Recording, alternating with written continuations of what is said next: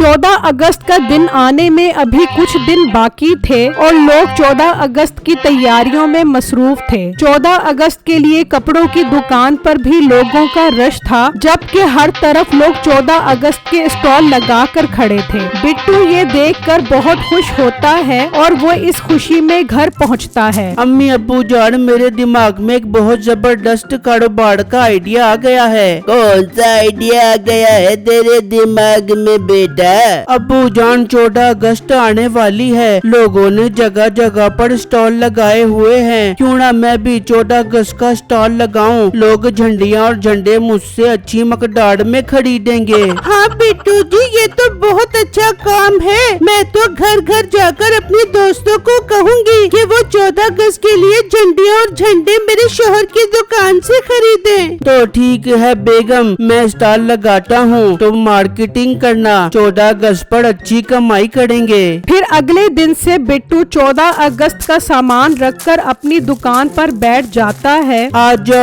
जाओ मुझसे झंडियाँ झंडे खरीद कर ले जाओ। 14 अगस्त पर अपने घर को सजाओ, बाजे बजाओ, झंडियाँ लगाओ। बिट्टू आवाजें लगा रहा होता है। एक बच्चा उसके पास आता है। अंकल अंकल, मुझे एक झंडियों का पैकेट दे दे।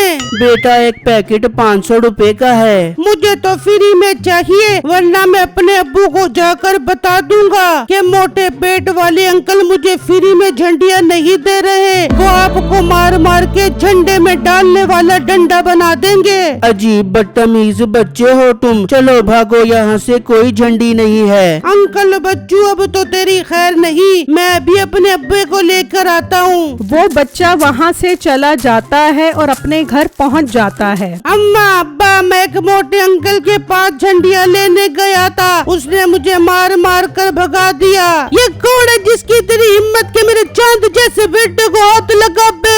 नसीबो बेटा, इसे चांद कहकर चांद की तौहीन तो ना कर। पता नहीं इसकी बारी में तू कौन सी तामिल फिल्में देखती रही है जो ऐसा न्याणा पैदा हुआ है। अम्मा खबरदार, जो तूने मेरे बेटे को कुछ कहा तो देखा नहीं, इस दुकानदार ने मेरे बेटे को मार के भगाया, मैं खून पी जाऊंगी उसका। बस ये रोता हुआ आ जाता है और तू उसकी बात का यकीन कर लेती है। जरूर इसी ने ही कोई कांड किया होगा। सासू माँ, अगर मैं तेरी उम्र का लिहाज करता हूँ तो इसका मतलब ये नहीं कि तू मेरे पप्पू को इस तरह कहे। और बेटा तू चल मेरे साथ, मैं उसकी ऐसी की तैसी करता हूँ। जा अंदर से मेरी पानी वाली बंदूक लेकर आ। मीठे पानी वाली बंदूक से क्या तू उसकी झंडिया गीली कर बेबेगा? डंडा लेकर जाके उसका ऐसा कुटापा लगा के उसकी पेंट गीली हो जाबे।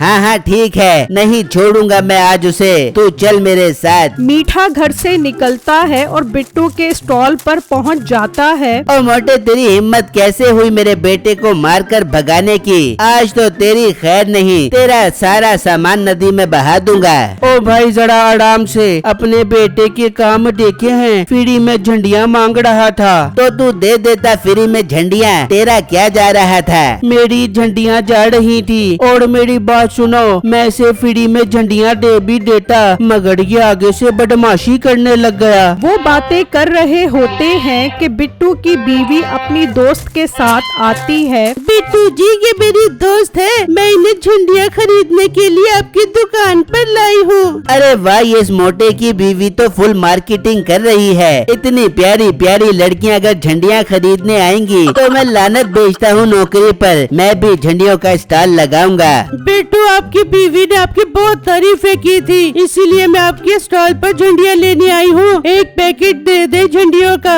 अच्छा बाजी, अभी देता हूँ। अरे ये तो पागल है, इतनी प्यारी लड़की को बाजी बोल रहा है। मैं तो कभी भी बाजी बोलने का रिस्क ना लूं, क्या पता कल को शादी का सीन बन जाए। भाई साहब, आप जरा अपने बेटे को तमीज सिखाएं कि बड़ों के साथ कैसे बात करते हैं। जी जी भाई, आप ठीक कह रहे हैं। बेटा, जब भी किसी से मुफ्त में कोई चीज लेने आओ तो तमीज से बात करते हैं। आई बात समझ? उसके बेटे को बहुत गुस्सा आता है और वो वहाँ से चला जाता है और घर पहुँचता है। हाँ बेटा, कर दी तेरे अब्बे ने उसकी तबीयत साफ। ओ अम्मा बस कर, पता नहीं तूने कैसा शोर पाला हुआ है। यहाँ पर तो इतना बोल रहा था, वहाँ जाकर उसकी सारी हवा निकल गई। उसकी दुकान पर दो खूबसूरत लड़कियाँ झंडा लेने आई। उन पप्पू चुन्नी लड़कियों को देखकर उसका गुस्सा ऐसे बैठा जैसे थक कर मेरा दादा बैठ जाता है। और मीठे को आज मैं उसकी गिच्ची दबा कर ही दम लेपूंगी। वहाँ मीठा अपने दोस्त के पास पहुँचता है।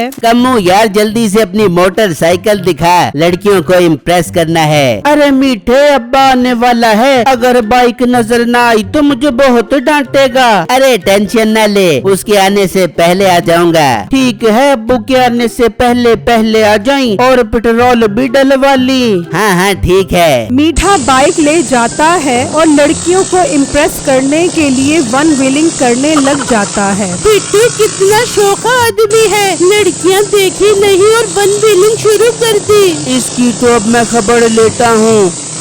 ओ हेलो, तमीज नहीं है तुम्हें? मेरी रोजी की जगह पर ये क्या हरकतें कर रहे हो? दफा हो जाओ यहाँ से और दोबारा अपना मुंह ना दिखाना। ओ मोटे गेंडे, तूने मेरे सामने जबान चलाने की हिम्मत कैसे की? इन लड़कियों के सामने मेरी तौहीन करके तूने अच्छा नहीं किया। अब मैं तुझे ऐसा सबक सिखाऊंगा कि तू याद रखेगा। मीठा वहाँ से चला जाता है और अपने घर आ जाता है। आज्ञा मीठे, तू तो गुस्से का बहुत ही ठंडा है। उसको सबक सिखाने गया था, उल्टा मेरे बेटे को ही बेइज्जत करके बेच दिया। ओ बेगम, इस वक्त मेरा मीटर बहुत शार्ट है। तू मुझे कहती थी ना नौकरी कर। अब मैं नौकरी नहीं बल्कि डायरेक्ट कारोबार करूंगा, वो भी झंडियों का। अपने बेटे का बदला मैं इस तरह लूंगा, उसके स्टॉल के साथ अपना स्टॉल लगा के उसका स्टॉल ही फ्लॉप कर दूंगा। ये हुई ना बात। मीठे, दुश्मन से बदला लेना हो तो इस तरह ही लिया जाता है। अब की न तूने शेर वाली बात, मैं अपनी दोस्त को भी तेरे स्टॉल पर लेके आऊंगी। हाय मैं मर जामा, चारों तरफ से लड़कियों में खेलूंगा, अब मजा आएगा। तभी कम्मू अपने बाप के साथ आ जाता है। मीठे, तुझे कहा था अब्बू के आने से पहले पहले आ जाई, अब अब्बू खुद आ गए हैं। ओ मीठे, तेरी मांगने वाली आदत कब खत्म होगी? उतर मेरी मोटरसाइकिल से, और आइंदा के बाद अगर बाइक मांगने आया तो तेरी खैर नहीं। वो बाइक लेकर चले जाते हैं। देख ले मीठे, जब इंसान की जेब में पैसा न हो तो लोग ऐसे ही जलील करते हैं। फिर जब अगला दिन होता है तो मीठा बिट्टू के साथ अपना स्टॉल भी लगा लेता है। ओ मोटे, अब देख लिया तूने मुझसे पंगा लेने का अंजाम। अब देख, मेरी झंडियाँ और झंडे तेरे से ज्यादा बिकेंगे। मैं तेरा काम चलने ही नहीं दूंगा। भाई रोजी सब नसीब की होती है, और वैसे भी मेरी बीवी मार्केटिंग करती है, वो अपनी सारी दोस्तों को मेरे पास लेकर आएगी। तभी उसकी बीवी अपनी दोस्त को लेकर आती है और वो मीठे की दुकान देखकर हैरान रह जाती है। बिट्टू, ये तो वही लड़का है ना जो कल वन व्हीलिंग कर रहा था? हाँ बेगम, ये वही है। बिट्टू, इसे छोड़ो, ये मेरी दोस्त है। ये आपसे पूरे 5 पैकेट झंडियाँ खरीदने आई है। ओ मोटे, अपनी बीवी से मार्केटिंग करवा के ज्यादा शौका न हो। मेरी बीवी भी मेरे लिए मार्केटिंग कर रही है, वो भी अपनी खूबसूरत खूबसूरत दोस्तों को मेरे पास लेकर आएगी। तभी नसीबो अपनी दोस्त को लेकर आ जाती है। और मीठे, मैं अपनी दोस्त को लेके आ गई हूँ, बेच दे इसे अपनी दुकान की झंडियाँ और झंडे। ये दोस्त कम, इसकी माँ ज्यादा लग रही है। अरे रुक साड़ा खड़ी, मेरी मुँह क्या देख रही है? बता मेरे शोर को क्या खरीदना है? ओ बेगम, ये तेरी दोस्त है? हाँ मीठे, ये मेरी बचपन की दोस्त है। अच्छा नसीबो, इसे देखकर तो लग रहा है तेरा बचपन काफी पुराना है। खैर बाजी, आप बताएं क्या शॉपिंग करनी है? वे भाई, आधा पैकेट झंडियों का दे दे और कीमत जरा कम लगाई, मेरा बजट जरा कम है। बाजी, बजट तो कम है लेकिन आपका वजन काफी ज्यादा है। बिट्टू और उसकी बीवी को मीठे पर बहुत हंसी आती है, जिसकी वजह से मीठे को उन पर और ज्यादा गुस्सा आता है। शाम में बिट्टू अपनी फैमिली के साथ घर पर बैठा होता है। कैसे कह रहा था मेरी बीवी भी अपनी खूबसूरत दोस्त को लाएगी, और जब वो आई तो कितनी मोटी थी। हाँ बेगम, दूसरों के साथ जलन करने वाले लोगों के साथ ऐसा ही होता है। अच्छा बिट्टू, कल मैं अपनी एक दोस्त और उनके अब्बू को लेकर आऊंगी। वो बहुत अमीर है, आपसे बहुत सारी झंडियाँ खरीदेंगे। क्या बेगम, सच में? फिर तो हमें बहुत प्रॉफिट हो जाएगा। हाँ बिट्टू ऐसा ही है। वहाँ मीठा अपनी बेगम के साथ गुस्से में बैठा होता है। ओ बेगम, अगर तू अपनी इस तरह की फुकरी दोस्तों को लेकर आएगी तो हमें प्रॉफिट नहीं होने वाला। उस मोटे की बीवी को देखा है अपनी कितनी अमीर दोस्तों को लेकर आती है। मीठे तू फिक्र न कर, कल मैं भी अपनी अमीर दोस्त को लेके आऊंगी। और जरा कम उम्र की दोस्तों को लेकर आई, वरना मुझे उनके सामने शर्मिंदगी होती है। अब्बा कल मैं भी दुकान पर आऊंगा, मुझे भी काफी सारी झंडियाँ देना, मैं पूरा घर सजाऊंगा। जेब में तेरे धेला नहीं है, मुफ्त में झंडियाँ लेकर अपनी दुकान बर्बाद करवा लूं। चुप करके घर में बैठा रहे, खबरदार जो दुकान की तरफ अपना मुंह भी किया तो। मीठे के बेटे को अब उसके ऊपर और भी गुस्सा आता है। कोई बात नहीं अब्बा, कभी तो तू मेरे हत्थे चढ़ेगा। तेरी ऐसी दुखती रग पर हाथ रखूंगा कि तेरी दुखती रग पटाखा मार देगी। फिर अगला दिन होता है और वो दोनों अपने अपने स्टॉल पर खड़े होते हैं कि बिट्टू की बीवी अपनी दोस्त और उसके अब्बू को ले आती है और वो बिट्टू को बहुत बड़ा ऑर्डर देता है। अंकल मेरे पास अभी तो झंडियाँ कम हैं, इनसे मैं आपका घर मुकम्मल तौर पर नहीं सजा सकता। हाँ मैं कल बहुत सारा माल ले आऊँगा और फिर आपका पूरा घर सजा दूंगा। ठीक है बिट्टू, तुम कल से तैयारी करो। इस बार मेरा घर सबसे अलग नजर आना चाहिए ताकि बच्चे बुजुर्ग हर कोई घर में झंडियाँ लगी देखकर खुश हो जाए। अंकल आप बेफिक्र हो जाएं, आपको कोई शिकायत का मौका नहीं दूंगा। मीठे को ये सब सुनकर बहुत जेलसी होती है कि बिट्टू को इतना बड़ा ऑर्डर मिल गया है। वो गुस्से में घर आकर अपनी बीवी को बताता है, मीठे मेरे से बर्दाश्त नहीं हो रहा, वो 2 कौड़ी का लड़का हमारी बराबरी कर रहा है। तू कोई ऐसा काम करके वो ऑर्डर तेरे पास आ जाए। बेगम मेरे पास एक हल है, कल वो मोटा उनके घर झंडियाँ लगाने आएगा। मैं रात में जाकर सारी झंडियाँ उतार दूंगा, जिससे उस आदमी को लगेगा कि ये लड़का बहुत गंदा काम करता है। मैं फौरन वहाँ आ जाऊंगा और उनसे सारा ऑर्डर ले लूंगा। वाह मीठे, ये हुई न बात, इस तरह तो वो मोटा बर्बाद हो जाएगा। मीठे का बेटा ये बात सुन रहा होता है। बर्बाद तो वो नहीं बल्कि अब्बा तू होगा। अब आई ना तेरी दुखती रग मेरे हाथ में। फिर अगले दिन बिट्टू उस आदमी का पूरा घर सजा देता है। अंकल आपका आधा काम मैंने कर दिया है, आधा काम कल आकर कर दूंगा। ठीक है, मैं कल तुम्हें सारी पेमेंट भी कर दूंगा।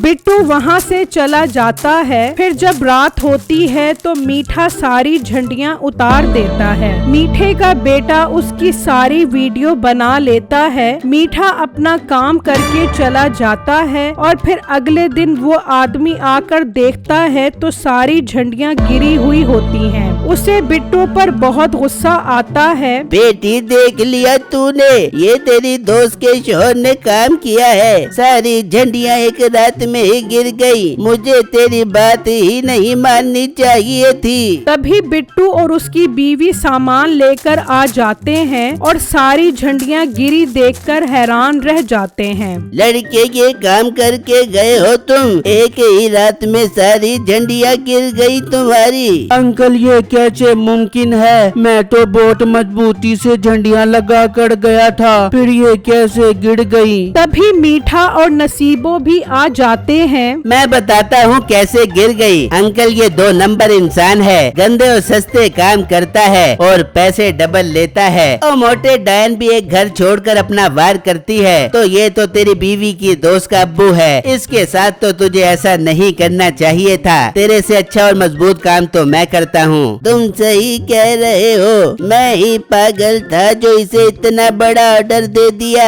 अब तुम दोनों मेरा मुंह क्या देख रहे हो? दफा हो जाओ यहाँ से। और मीठे में सारा ऑर्डर तुम्हें देता हूँ और वो भी डबल कीमत पर। बहुत शुक्रिया मेरे प्यारे अंकल जान, मैं आपकी उम्मीदों पर पूरा उतरूंगा। बहुत मजबूत और पायदार काम करूंगा। रुक जाओ अंकल, इस मीठे को मैंने अपना अब्बा रखा हुआ है, लेकिन मुझे बहुत शर्म शर्म आती है इसे अपने अब्बा कहते हुए। मोटू अंकल का कोई कसूर नहीं है, बल्कि मेरा अब्बा रात को आया था और सारी झंडियाँ गिरा गया। मेरे पास सबूत भी है, मैंने वीडियो बनाई है। फिर वो उस आदमी को वीडियो दिखाता है, जिसे देखकर उसे बहुत गुस्सा आता है। बेटे बकरत झंडिया उतार कर तो बिट्टू पर इल्जाम लगाता है। तुम्हारी तो अब ये सजा है कि तुम फ्री में सारी झंडियाँ लगाओगे। और बिट्टू मुझे माफ कर दो, मैंने बगैर सबूत के तुम पर इल्जाम लगाया। मैं तुम्हें डबल पैसे दूंगा और इनसे मुफ्त में काम करवाऊंगा। पप्पू तूने अच्छा नहीं किया, मैं आज ही तुझे अपनी जायदाद से आग करता हूँ। कोई बात नहीं बेटा, अगर ये तुम्हें आग कर रहा है तो तुम मेरे साथ चलो, मैं तुम्हें बहुत सारी झंडियाँ भी दूंगा और तुम मेरे साथ रहना। बिट्टू अब्बू जान, अब मैं आपके साथ रहूंगा ना मेरे बेटे। मैं यहाँ की झंडियाँ लगा कर तेरे बापू को ठिकाने लगा कर घर आती हूँ, तू घर चल। बिट्टू अब्बू जान, मैंने इनके साथ नहीं जाना, मैं आपके साथ ही जाऊंगा। फिर वो बिट्टू के साथ चला जाता है और मीठा और नसीबो वहाँ झंडियाँ लगाते हैं।